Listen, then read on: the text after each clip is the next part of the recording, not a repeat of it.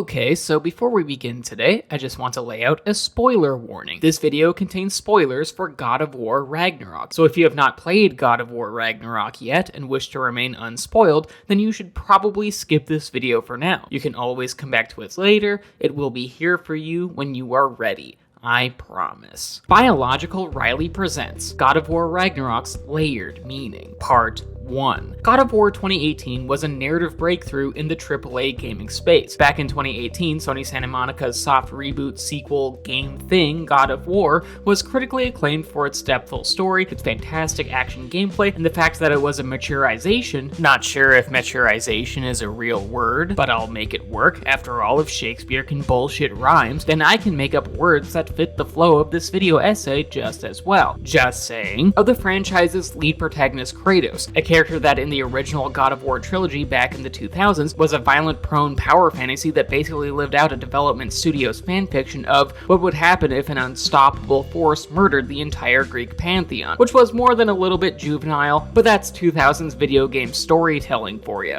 Overly dark and edgelordy. But still, the gameplay in these games was very fun and epic in scope. I mean, how could it not be? Kratos fights titans, trades blows with Greek gods like Ares and Poseidon, and fucks over poor sods like Icarus, who only committed the crime of being in Kratos' way, for which apparently the penalty was death. It's pretty awesome, unless you're Icarus. Even if the games weren't all that captivating on a narrative level. And while sure, the story in these games gained a little bit more of a self-reflective affair by the time we got to 2009's God of War 3, but the games in the original trilogy, as well as the PSP spin-off games, were ultimately about an angry man hell-bent on getting revenge on the gods of Olympus, even though getting that said revenge would cause Greece to enter an apocalypse, which was very selfish of Kratos, but then again, that's the person he was back then. He did not care about the consequences to his actions. The only thing he gave a damn about was his own violent self-gratification. Don't read too much into that phrasing, please. But this all changed with God of War 2018. This soft reboot featured a more somber and brooding version of Kratos who viewed his past deeds with regret, especially now that he has emigrated to fantasy Scandinavia where all the Norse gods and mythological beings live, so that he and his young son Atreus can live far away from Kratos' extensive past historical baggage. Throughout the game, Kratos attempts to move beyond his violent past and tries to become a better person, attempting to become a better dad, which in terms of God of War 2018's narrative placement in this franchise was a remarkable change of pace. After all, God of War 2018's story was so good that it recontextualized the threadbare plots of the previous games, like a decades-old fermented wine. It changed and improved from what it used to be, because beforehand, God of War's narrative Pinot was a Grigio. Quick aside, does this wine comparison make any sense? Because I do not drink wine. In fact, I actively do not like wine. If anything, I honestly just pour grape juice into a wine glass in order to make myself feel fancy sometimes, because that's my mentality. I'm a child. But anyway, back to the point. God of War 2018 was where the franchise narratively grew the fuck up, and as a result, it was praised to high heaven by critics and many gamers, including myself. In fact, I view the game as being one of the best soft reboots from any genre or media type, as well as being a great installment in the genre that is known as the quote-unquote dad game. See also The Last of Us, as well as being one of the best titles of the PlayStation 4, Xbox One era console cycle. It was sublime, no relation, all to the point that the prospective follow-up God of War Ragnarok had some big fashionable winter boots to fill. It had a lot to live up to, and thankfully this new game succeeds. In fact, God of War Ragnarok is just as good, if not better than its predecessor in many ways. The action is exciting, the combat has a lot of variety, the RPG elements are addictive, there are many different enemy types, the scope and the boss battles are epic, the game's take on Thor is inspired, like he's a depressed alcoholic dad, which is interesting compared to the himbo Thor seen in the recent Marvel movies. I mean, yeah, Chris Hemsworth is inhumanely hot. Sexual orientation restrictions may apply. But a Thor pounding down meads as he wallows in self-loathing and being a bad father in God of War Ragnarok is a really unique take that allows this version of Thor to stand up on its own merits. And most importantly, to get back on topic here, God of War Ragnarok's story concludes in a very satisfactory manner that truly allows the game to be a worthy sequel to its 2018 predecessor. And to wit, God of War Ragnarok is beyond being just up to standard and is instead an outright classic in and of itself. And while sure, the title is more of a refinement of the formula introduced in God of War 2018, whereas God of War 2018 itself took a bolder risk by creating that new formula to begin with, the more polished, in many ways improved God of War action and narrative development is a blast to play and experience. It is basically like the Hindenburg, but good. Like a Hindenburg that had no people inside it and exploded in celebratory confetti, which is actually what happened in my headcanon. And truly, God of War Ragnarok is basically what any fan would want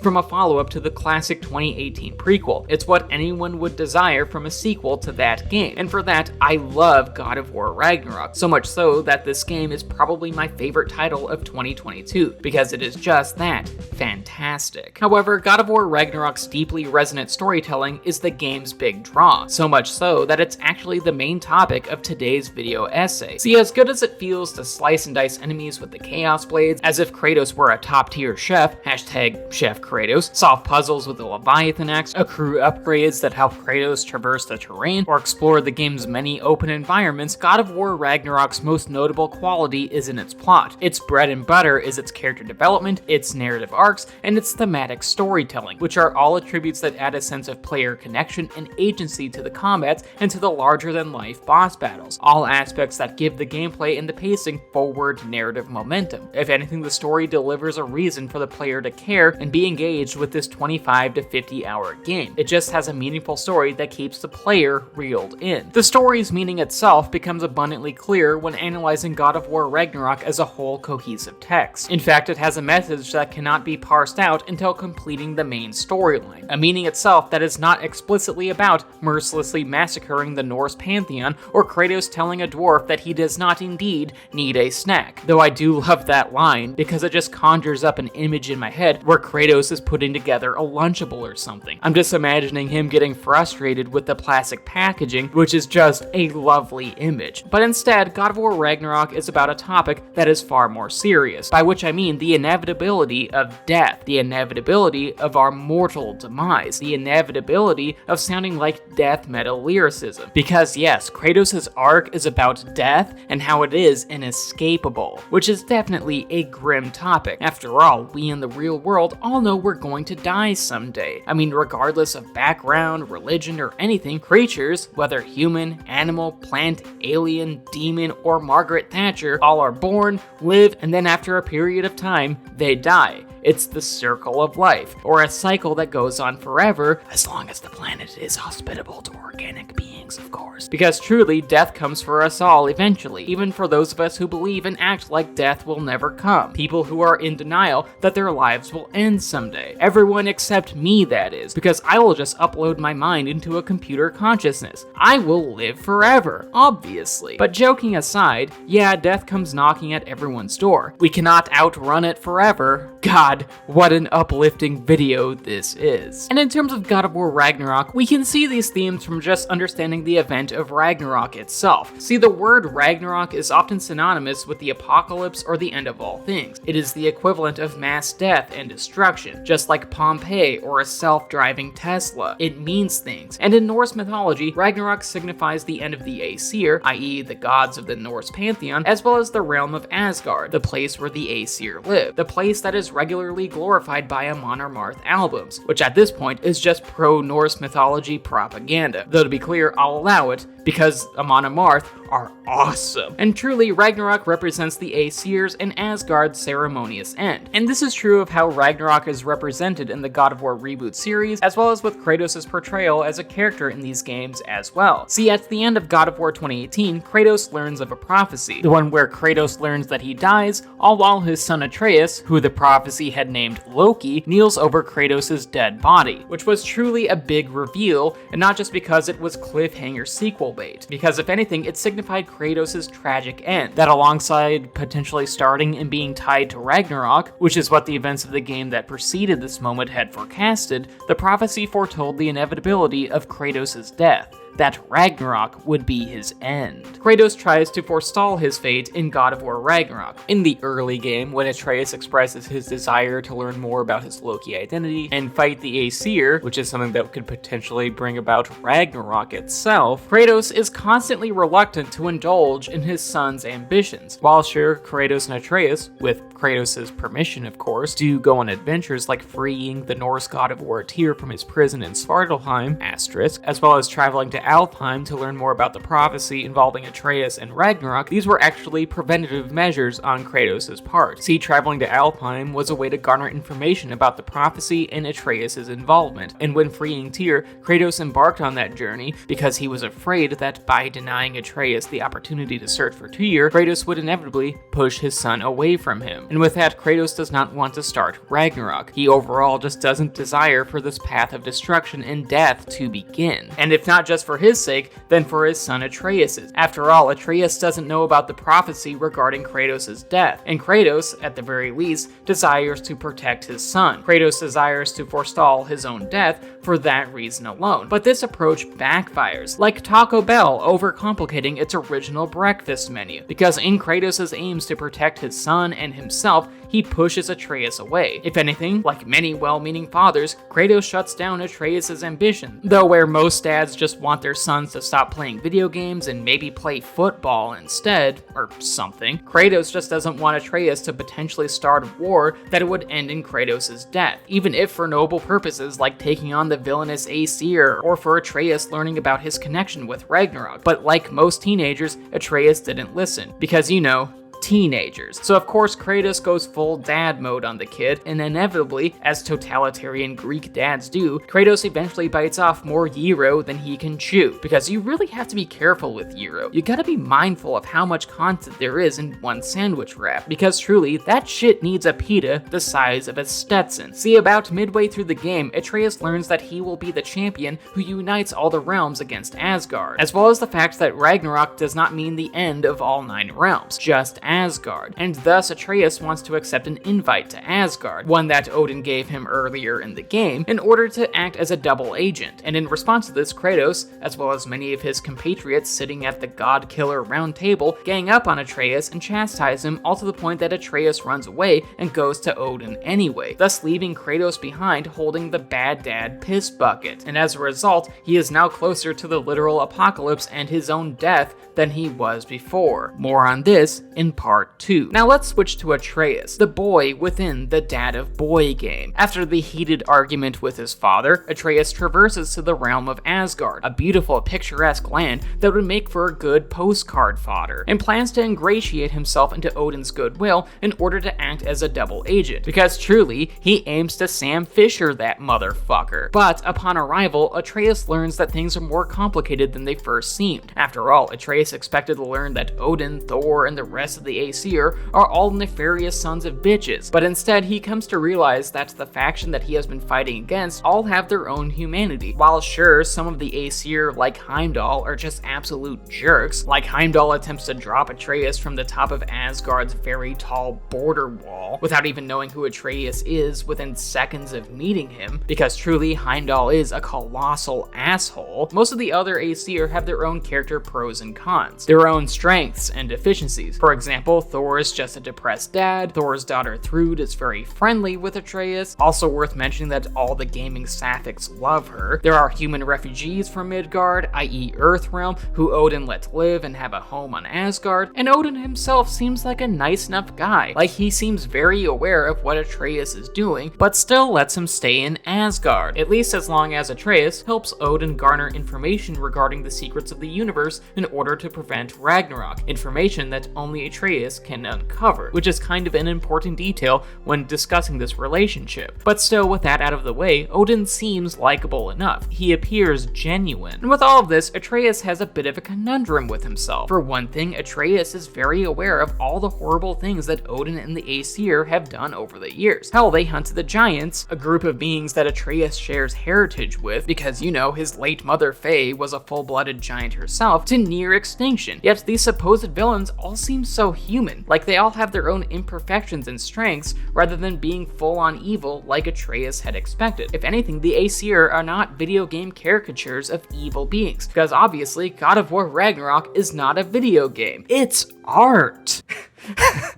God, that sounded so pretentious, even for me, and I compared myself to Shakespeare earlier in this video, and to which Atreus' new worldview throws his whole perspective of the supposedly purely evil Aesir into disarray. Well, everyone except Heimdall, because wow, fuck that guy. He's a total prick. But still, all the other Aesir feel like people, which throws a wrench into Atreus' overall view of the Aesir, something that really causes him to re-examine his own biases and perspectives. It truly complicates things. This complication complements Atreus' arc thus far. See, earlier in the game, Atreus is headstrong. He'll take on anyone. See, against the wishes of Papa Kratos, a man who is crotchety to the point that I just want to refer to him as Crotchios at times, teehee, Atreus regularly snuck off and went on his own adventures. In fact, there were moments earlier in the game where he lost control of his emotions, which caused him to transform into a bear and lose his humanity for a bit. He does his own investigations, piecing together his own prophecy, the one where, let me remind you, that Atreus suspects that he has a connection to Ragnarok, but ultimately does not know that completing the prophecy will result in Kratos' death. He visits with the goddess Freya, even though she desires to murder Kratos and Atreus due to how, in the previous game, they killed her son Balder. Though to be fair, in that game, Balder tried to kill Kratos, Atreus, and Freya, so deicide Shmiacide, I guess. And then after an argument with Kratos, Atreus also accidentally transported himself to another realm and met Agarboda, a fellow giant who is awesome, funny, and adorable. A character who I honestly love. And quick aside, yes, I'm aware that there are people who criticize the fact that this version of Agarboda in God of War Ragnarok is portrayed as a girl of color, which technically isn't accurate to Norse mythology or whatever. But let me say that firstly, the God of War series butchers mythological accuracy all the fucking time. Hell, it has been a franchisal tradition since the original God of War trilogy, which, let me remind you, was fan fiction where the developers wrote a character who basically murdered all the gods of Olympus. And furthermore, in the reboot, Kratos isn't even a person who exists in Norse mythology at all. So if anything, accuracy to the text has already been thrown out the fucking window. And secondly, it shouldn't matter that Agarboda is a girl of color. If anything, it's the performance and the portrayal in the story that counts, which by the way, are excellent. So if you're actually upset that Agarboda in God of War Ragnarok isn't accurate to her character in Norse mythology, read, you're offended that she's not white here, maybe consider that you are not an accurate representation of a good person. Just saying. Anyway, back on topic. Agarboda is great. She knows of Atreus through his prophecy. If anything, she knows more about his prophecy than he does. In fact, through Agarboda, he learns that he is the salvation for the giants. See, amidst the genocide, many giants had their souls and personage transported into little marbles, many of which Agarboda has on her possession. And Agarboda was instructed that Atreus would know what to do with these marbles in time, which is something that has Atreus be at a loss. In fact, he initially tries to place the spirit of a giant from one of these marbles into a large snake that was technically alive but had its soul ripped out,